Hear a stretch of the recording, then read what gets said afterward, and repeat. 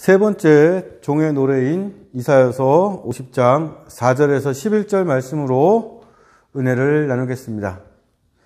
첫 번째 구절인 50장 4절을 함께 읽겠습니다.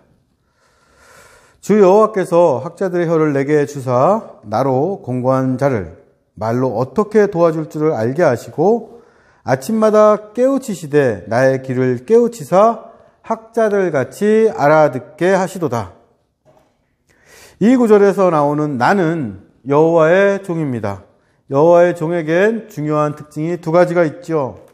첫 번째는 하나님께서 학자들의 혀를 주신 것이고, 두 번째는 귀를 깨우쳐 학자들 같이 알아듣게 하신 겁니다. 여호와의 종에겐 특별한 것이 있는데 그것은 학자들처럼 말하는 혀와 학자들처럼 알아듣는 귀입니다. 그래서 이 구절을 이해하려면 학자란 과연 어떤 사람이고 학자들처럼 말하고 듣는다는 것이 어떤 뜻이며 왜 여호와의 종을 학자에 비유했는지를 먼저 알아야 합니다. 학자로 번역된 히브리어는 림무드라는 단어인데 대한성서공회에서 펴낸 개역개정 성경은 이 단어를 학자라고 번역했습니다. 학자라고 하면 우리는 전문적으로 연구하는 사람, 어떤 이론의 권위자 이렇게 생각하는데 히브리어 림무드는 이보다 더 넓은 뜻을 갖고 있습니다. 그래서 학자라고 번역해놓고 그 아래에 주석을 달아서 제자들, 가르침 받는 자들이라고 보충 설명을 해놓았죠. 그러니까 여기서 나오는 이 학자는 우리가 일반적으로 알고 있는 학문 연구하는 사람, 석박사 이런 좁은 의미가 아니라 넓은 의미로 배우는 사람이라는 뜻입니다. 학자를 배우는 사람으로 바꿔서 이 구절을 읽어보면 하나님께서 나에게 배우는 사람의 혀와 귀를 주셨다. 이런 의미로 해석이 됩니다. 그러면 배우는 사람이란 어떤 사람일까요? 배운다는 건 뭘까요? 국어학자들에 따르면 우리말 배우다는 배다에서 온 말이라고 합니다. 배다. 우리가 흔히 쓰는 말이죠. 냄새가 옷에 배었다. 맛이 속까지 배었다. 습관이 배었다. 이렇게 냄새나 맛, 습관이 안에까지 스며든다. 속으로 들어온다. 이런 뜻으로 쓰기도 하고 또 아기를 배다. 새끼를 배다. 이렇게 임신했다는 뜻으로 사용하기도 합니다. 배다라는 말이 용례는 달라도 공통적으로 가리키고 있는 상황이 있어요. 무엇인가가 내 안으로 속으로 들어와서 나와 하나가 되는 그런 상태입니다. 배우는 것과 배는 것이 같은 어원이라는 건 아주 옛날부터 사람들은 배우는 것과 배는 것이 같은 거라고 생각했다는 거죠. 배우는 건 배는 거다. 왜 이렇게 생각했을까요? 냄새나 맛이 배어드는 것처럼 뱃속에 아이를 배는 것처럼 나와 상관없는 것을 내 안으로 내 속으로 받아들이는 것이 바로 배우는 것이기 때문입니다.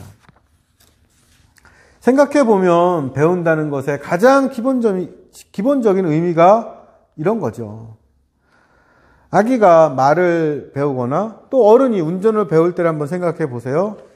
처음에는 말이나 운전을 모르는 백지 상태, 비어있는 상태가 있었습니다.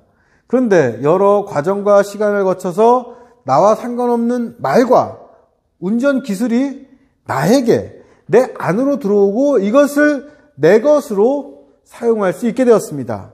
이럴 때 우리는 아기가 말을 배웠다, 운전을 배웠다 이렇게 이야기를 하죠. 히브리어 원어 림무드도 이런 의미를 담고 있었습니다. 그럼 학자로 번역된 이 배우는 사람은 나와 상관없는 걸, 내 바깥에 있는 어떤 것을 나와 상관 있도록 내 안에 받아들인 사람, 이렇게 정리할 수 있겠습니다. 그리고 한번 50장 4절을 다시 보세요. 주 여호와께서 나를 배우는 사람으로 만드셨습니다. 나를 나와 상관없는 것, 내 밖에 있는 것을 나와 상관 있는 것으로 내 안으로 받아들이게 하셔서 그런 사람으로서 혀를 쓰도록 말을 하게 하셨습니다. 그리고 매일 아침 잠든 사람을 깨우는 것처럼 내 귀를 깨우치셔서 내 귀를 여셔서 나와 상관없는 것, 밖에 있는 것을 듣고 알게 하셨습니다. 10몇 년 전에 미국의 한 장로교회 교단 총회에서 있었던 일입니다. 그 전까지는 남자들만 총회 회원이 될 수 있었는데 그해 처음으로 여성 회원에게 참석 자격을 주어서 2명의 여성분이 총회 대의원으로 참석을 했습니다. 발언 차례가 오자 여성 회원들이 적극적으로 의견을 냈어요. 자신들이 여성을 대표한다는 생각으로 열심히 발표했습니다. 그런데 첫 번째 여자 회원이 의견을 낼 때 남자들이 모두 친절하게 고개를 끄덕이며 미소를 지었지만 의견 그 자체에 대해서는 어떤 반응도 보이지 않았다고 해요. 이런 반응을 처음 접한 이 여성 대표는 내가 말하는 의견이 별로 중요한 게 아닌가? 내가 말을 잘못했나? 이렇게 주눅이 들었다고 합니다. 그런데 다른 여성 회원이 의견을 낼 때도 이 남자분들이 똑같이 반응하는 거예요. 중년 남자 목사들은 아주 신사적인 태도로 고개를 끄덕였지만 좋다 싫다 거기에 대해서 어떤 반응도 보이지 않았습니다. 그런데 다른 남자 회원들이 이야기를 하면 그때는 그 의견 하나하나에 적극적으로 반응하면서 자신들의 의견을 남겼습니다.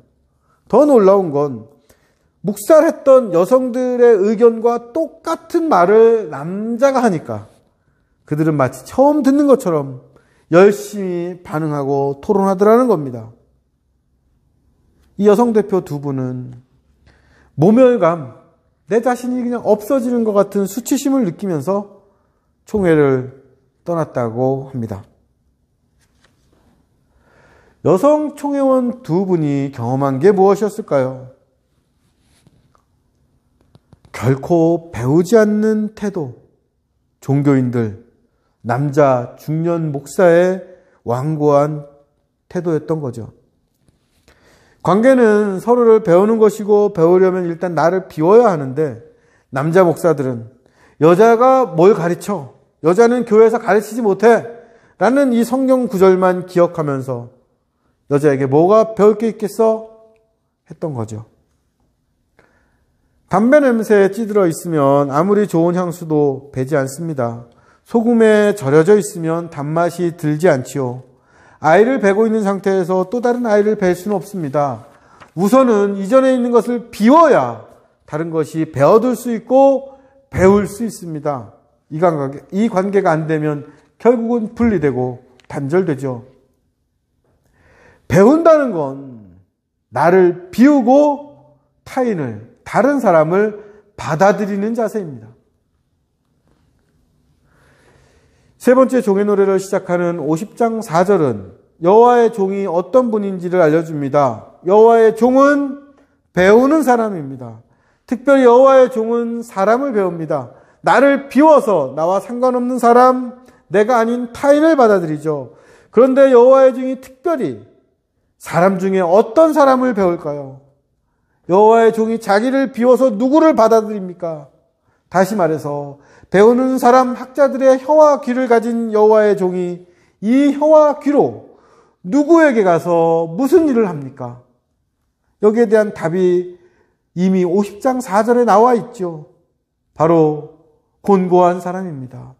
곤고한 사람은 지치고 피곤한 사람입니다. 여호와의 종이 학자들의 혀와 귀로 하는 일은 삶에 지치고 피곤한 사람을 도와주는 일입니다.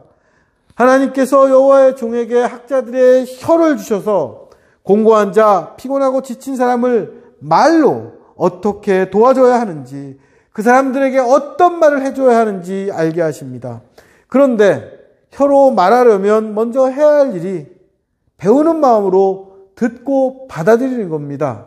그래서 아침마다 잠에서 깨어나는 것처럼 깨어난 귀로 경청합니다.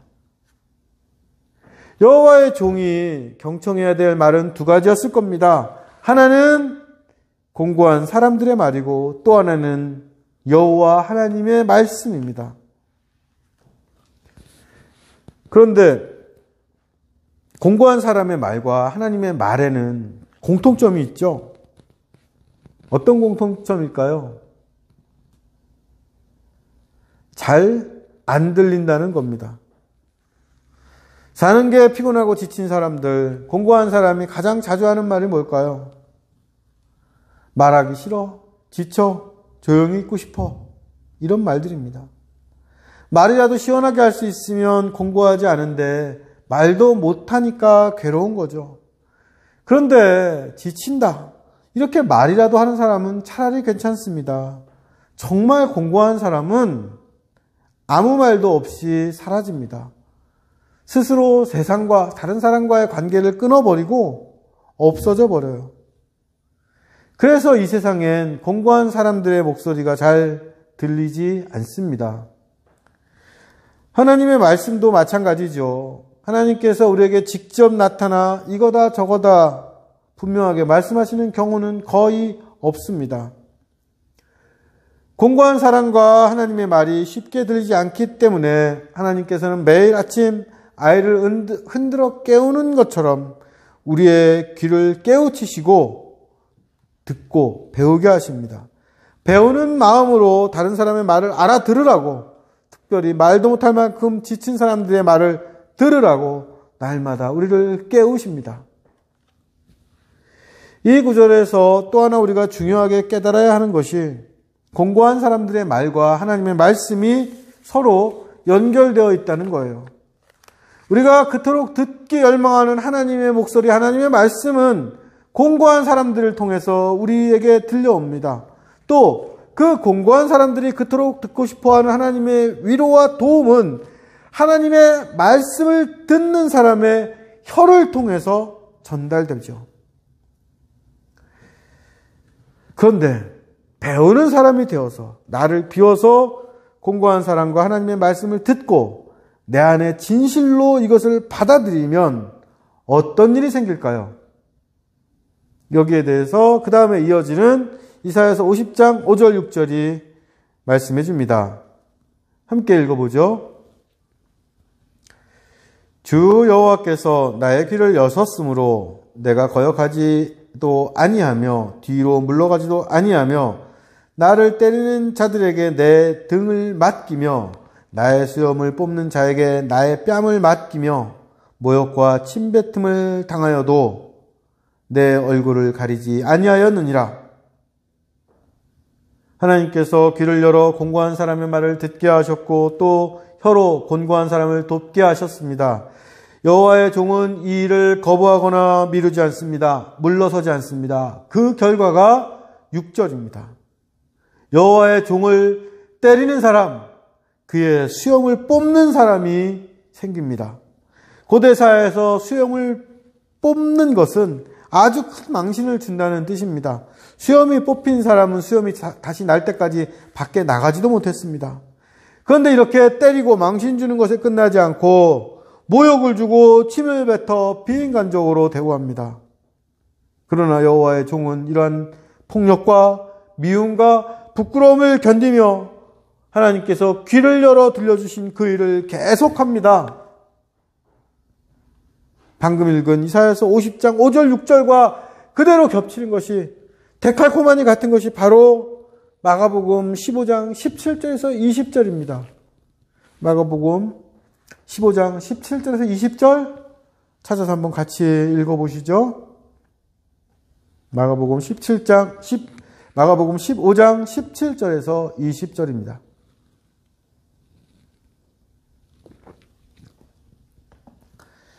예수께서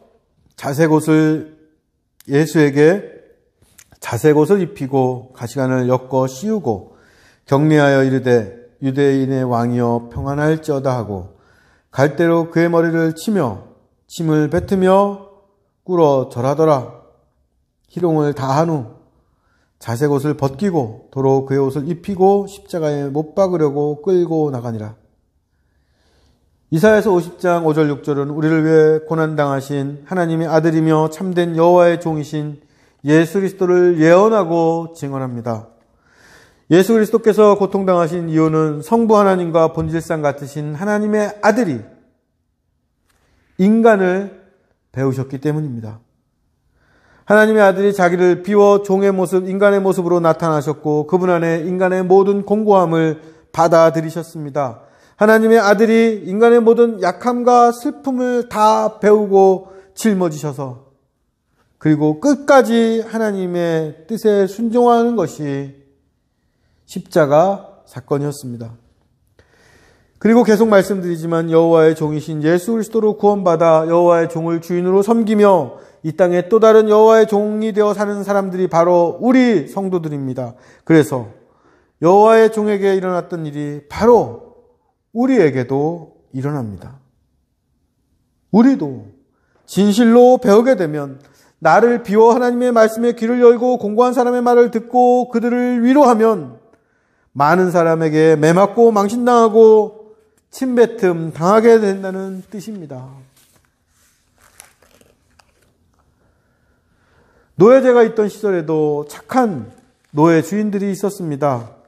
착한 노예 주인들은 노예들에게 친절하게 대해주었고 자선을 베풀었고 사람들의 존경과 칭찬을 받았습니다. 그런데 노예들이 불쌍하다 이런 동정을 넘어서 노예들을 진짜 배운 사람들이 생겼습니다. 자기를 비워서 백인이란 인종과 주인이란 신분을 떠나서 흑인 노예의 처지와 마음이 된 사람들입니다. 이 사람들은 어떻게 하면 흑인 노예들을 도울 수 있을까 고민했고 결국 노예제 반대, 노예제 폐지 운동을 시작했습니다. 이때 같은 그리스도인들 사이에서도 의견이 갈라졌죠. 성경에 노예제도가 나오니까 성경에 노예제도가 나쁘다고 한 말이 없으니까 노예제도는 정당한 것이라고 해석했던 그리스도인들은 노예제를 찬성했고 성경의 핵심은 예수 그리스도의 사랑이다. 모든 인간에게 하나님의 형상이 있다. 라고 믿었던 이들은 노예제를 반대했습니다. 그런데 이렇게 노예제를 반대하고 폐지하려고 했던 사람들을 기다렸던 게 박해였습니다. 노예제 폐지 운동을 했던 이들은 같은 교인들에게도 이단자 위험인물로 낙인 찍혔고 그의 가족들까지 사회에서 쫓겨났고 폭행과 암살을 당했습니다. 배운다는 건 위험한 일입니다. 두렵고 아픈 일이죠. 공고한 사람을 내 안에 받아들여서 그들의 말을 듣고 그들을 돕는 말을 하기 시작하면 언제나 그 사회는 그 사람을 위험한 사람, 죄인으로 낙인 찍고 부끄러움과 수치를 주고 싸움과 다툼 속에 괴로움을 당하게 합니다. 공고한 사람을 배우고 돕는 건 성공을 보장하는 일이 아니고 나와 내 가족, 내 아내와 자식까지 고통스럽게 만들 수 있는 위험한 일입니다. 그런데 어느 시대나 이런 일을 하는 사람들이 있었습니다. 이들이 여호와의 종입니다. 그 사회가 가르치는 대로 배우지 않고 하나님이 주신 귀와 혀로 곤고한 사람과 함께합니다. 하나님께서 이들에게 주신 약속이 이사야서 50장 7절에서 9절입니다. 우리 함께 읽어볼까요? 주 여호와께서 나를 도우심으로 내가 부끄러워하지 아니하고 내 얼굴을 부싯돌같이 굳게 하였으며 내가 수치를 당하지 아니할 줄 아노라. 나를 의롭다 하시는 이가 가까이 계시니 나와 다툴 자가 누구냐? 나와 함께 설지어다. 나의 대적이 누구냐? 내게 가까이 나올지어다.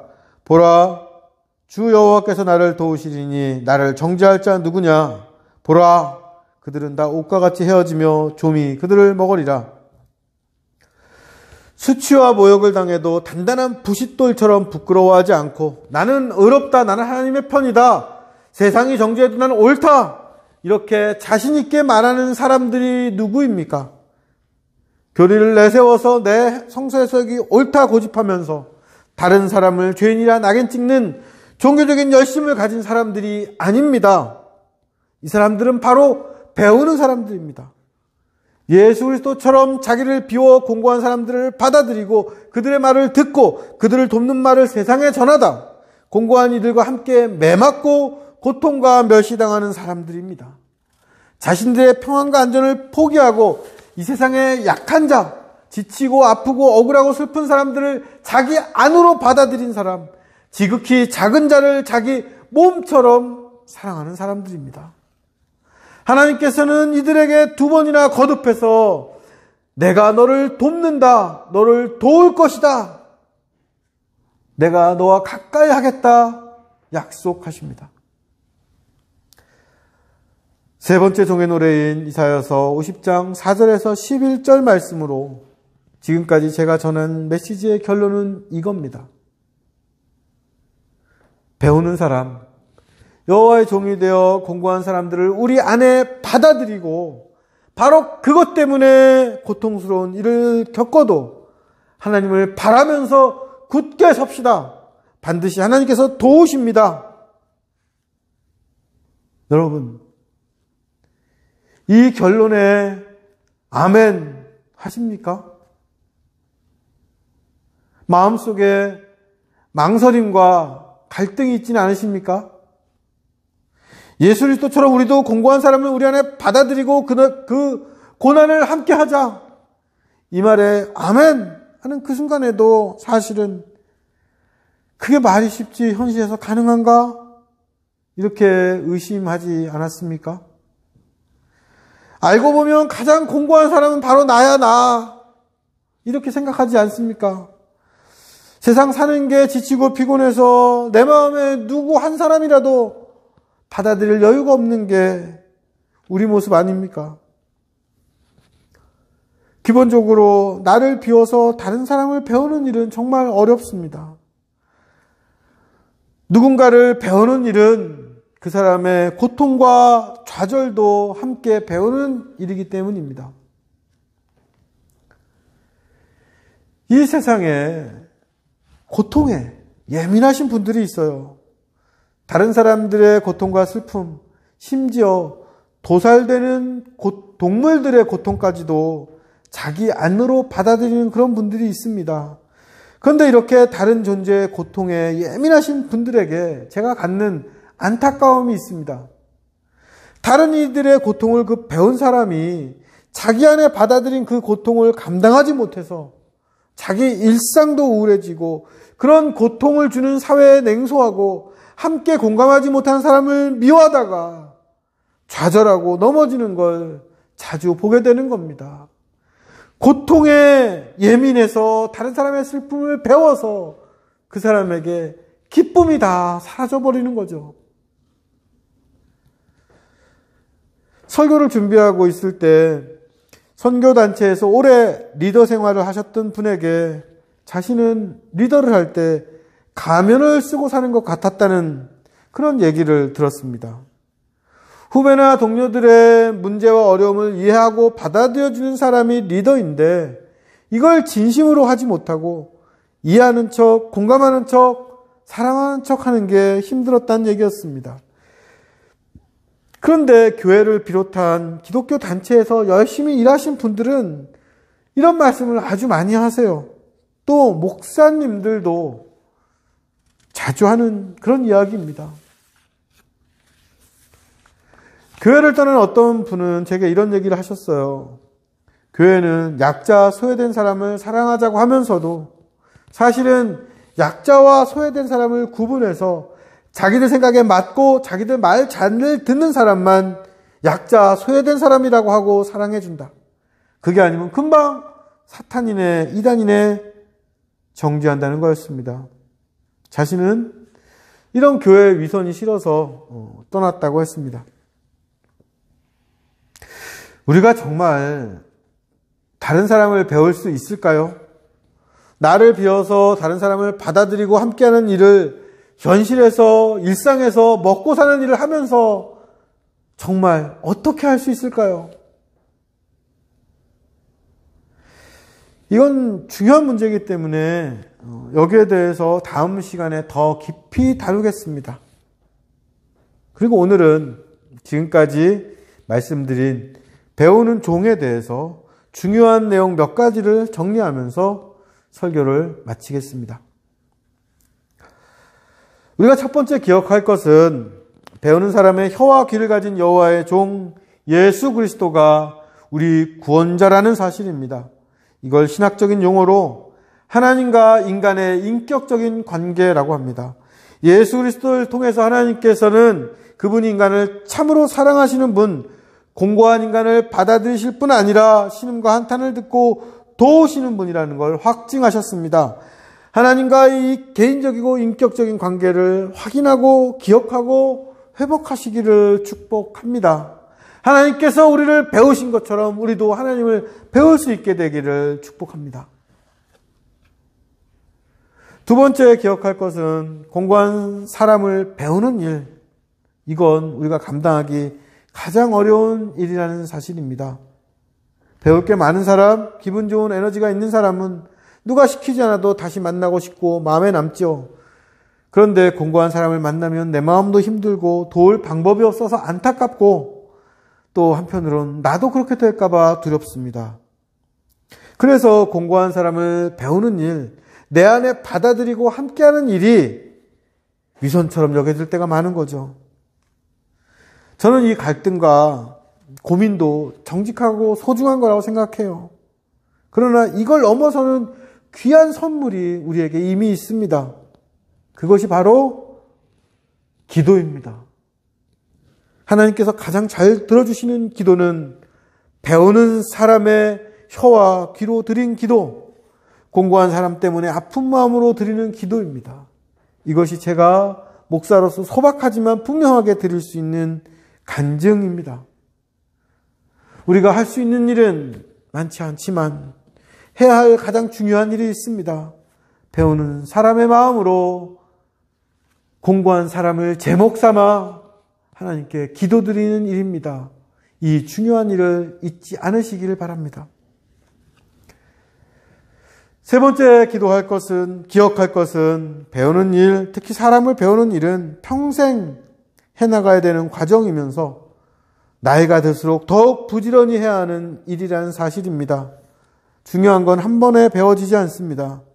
사람을 배우는 일은 매번 다른 문제 만나는 것처럼 당황스러우면서 똑같은 문제 반복하는 것처럼 지겹기도 해요. 정답이라고 확신했는데 아닌 경우가 많아서 틀리고 실수하고 후회합니다. 그런데 이 배움을 중단할 때 우리의 성장은 멈추고 하나님과의 관계도 왜곡됩니다. 다시 말하면 다른 사람을 배우고 받아들일 때 우리는 성장하고 하나님과의 관계가 늘 새롭게 된다는 뜻입니다. 우리가 배우는 종이 되길 바랍니다. 이미 다 안다는 생각, 더 배울 게 없다는 마음 접어두고 이번 일주일간은 특별히 더 겸손하고 순수한 마음으로 다른 사람을 이렇게 받아들이는데 힘썼으면 합니다. 배우지 못하는 나의 막힌 귀와 굳은 혀를 새롭게 하시고 공고한 사람을 돕지 못하는 이 안타까운 마음을 기도로 바꾸셔서 더 깊이 배우는 사람 되게 하시기를 간구합니다. 배우는 우리를 통해서 우리의 귀와 혀를 사용하셔서 공고한 사람을 도우시고 영광 받으시는 하나님의 은혜를 간절히 바라고 그 은혜로 축복합니다. 말씀 마치겠습니다.